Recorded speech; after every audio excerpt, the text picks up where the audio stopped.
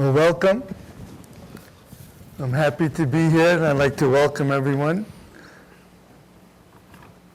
And I'd like to thank everyone at LOHAS for bringing us together in community and for a session that helps to develop, in this case, fit soul, fit body.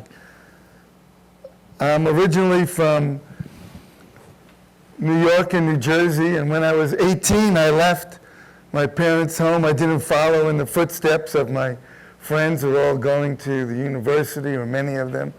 And I left the day after my 18th birthday in 1970, which isn't quite when dinosaurs roamed the earth, but nearly. And so I left, and my first stop was here in Boulder, Colorado. So it's kind of like always a homecoming to be here. And so I came to Boulder, and then I traveled around a little bit and eventually wound up in Mexico. I had heard of the Huichols, and so I went to Mexico and wound up in a town, Ixtlan, which some of you may have heard of from some of the books about Don Juan and Carlos Castaneda, which talked about shamanism and healing. And so I was there in Ixtlan, and I met a young Huichol Indian school teacher who the government had trained, and he was there. He was kind of on a holiday in Ixtlan with his family. And so he befriended me, and I stayed with him for a number of days, actually almost 2 weeks there during his holiday. And he told me I could go to see his family's village, which was up in the Sierra Madre Mountains. And he said only one problem, though, it was a 5-day walk. So you couldn't get in the sacred Mercedes and drive there. And that was a joke, in case you missed it. But it was a 5-day walk, and he would write me a letter of introduction because it wasn't permitted and still isn't for tourism there. And that's not that the Huichols are mean or anything like that, but it's the way they've been able to keep their ancient traditions of health and healing to the present day. The mountains there are very rugged and isolated, and that's partly why I think they've been able to keep their ancient culture until the present day.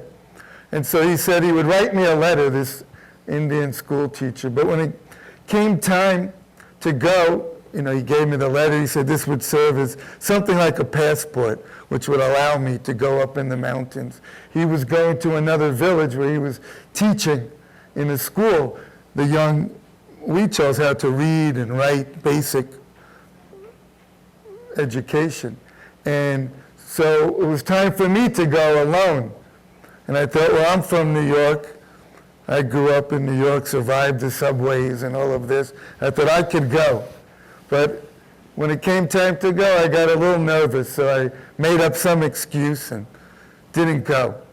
And then what happened was I traveled around a little bit, and then I went to southern Mexico, Guatemala, and traveled around. But I never really found what I was looking for. You remember in the 60s and early 70s was a big back to the earth movement, similar to what's going on today, but different, as you know, or might know. Some of you might have had to read about it in history books.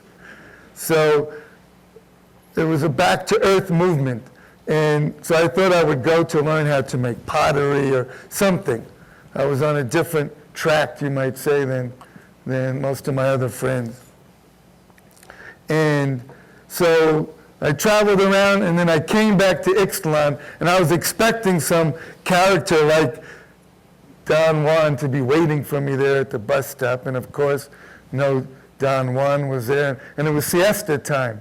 They love to have naps in Mexico, as they do in many of the countries that have a warm temperature. And so I was looking for someone to tell me maybe where this village was. So finally they said, go out to this little airport and someone out there might be able to direct you.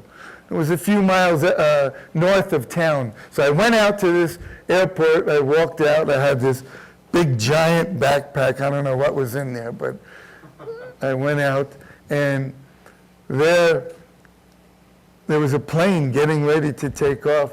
And so I shouted up to the pilot the name of the village, and he pointed. I love to point. He said, just walk a few days that way. And I started to walk away. And he said, come on, we're going in 1 day's worth of your hike. And so they flew me in. So I got into the plane, though, and it was only a 4-seater, single-engine 4-seater. So I don't know if you know what that means, but it means when one engine goes, whoosh. So I got into the plane, and all the seats were taken, and they pointed to the back, and they said, you can sit on top of they had sacks of corn, and they were flying into what's called an ejido, which is like a Mexican commune that the government had given some of the Mexicans right on the border of Huichol land. They gave them land so they could grow food and survive and have some land for themselves. So they flew me in, but on the way, we started to take off, and the people are praying, and they're crossing themselves. I'm saying, what's going on? Hey, hey, hey. And they said, we're praying. They said, even before you got on the plane, we were overweight. And now, and I thought, what have I gotten into? I was from a fairly well-to-do family on the East Coast, and here I am in this little plane and sacks of corn, and I thought, maybe I should have gone to the university like my other friends. So, but we made it, and from there, I started to walk. And on the 3rd day of my journey, I became completely lost. And I was suffering from sun exposure, dehydration. It's not like here where a lot of the trails are well marked. I was in the wilderness of the Sierra Madre. I had 2 canteens, about 2 liters of water, which were gone almost immediately. I had a pineapple, which was also gone immediately. So there I was, suffering from dehydration and sun exposure, probably heat exhaustion, and maybe even heat stroke. And I went unconscious. And before I did, though, I began to, I went through a lot of emotions. I would like to stand before you and say, I faced my death like a spiritual warrior. But really, I faced my death, I like to say, like a spiritual crybaby. I didn't want to die. I thought my parents and friends, no one will even know that I'm dead. I'm out here in the wilderness. And I went through a lot of different emotions.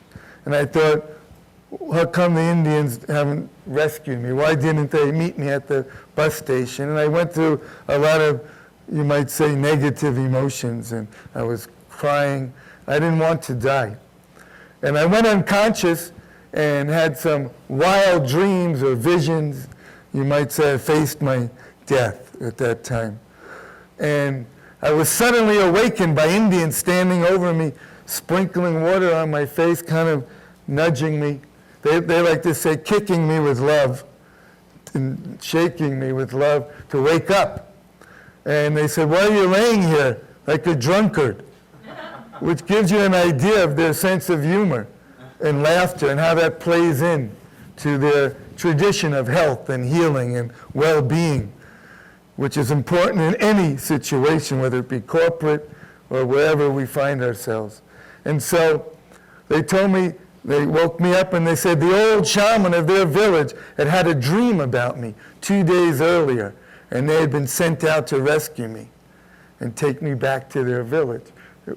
And so you can imagine, I was not used to this. You read about dreams maybe in a book, but to have it happen to you is unbelievable. I still think that was very unbelievable. And I used to ask who became my grandfather, Don Jose Matsua, why did this happen? He goes, I don't know, that was your good luck. And that was his explanation. So anyway, they took me back to a village, and then soon after I was taken to another village where I met Don Jose Matsua, who adopted me as his grandson. And we went through he put me through a 12-year apprenticeship with him in the ancient traditions of Huichol shamanism, Huichol Indian shamanism in Mexico. And that's how it is that I'm here today. And so that's the shortened version. But it was a very remarkable life there with the Huichols. As I said, I was from a very different world growing up in New York and New Jersey. And now I found myself in a village with no electricity, no running water, way up in the Huichol Sierra, in the Sierra Madre Mountains. And I lived with Don Jose, who lived to be 110 years old. And he died in 1990 at 110. So I feel very lucky to have had this experience, because so many of the things that he taught me are relevant for us today in the modern world. And I'll talk about some of those things as we go on.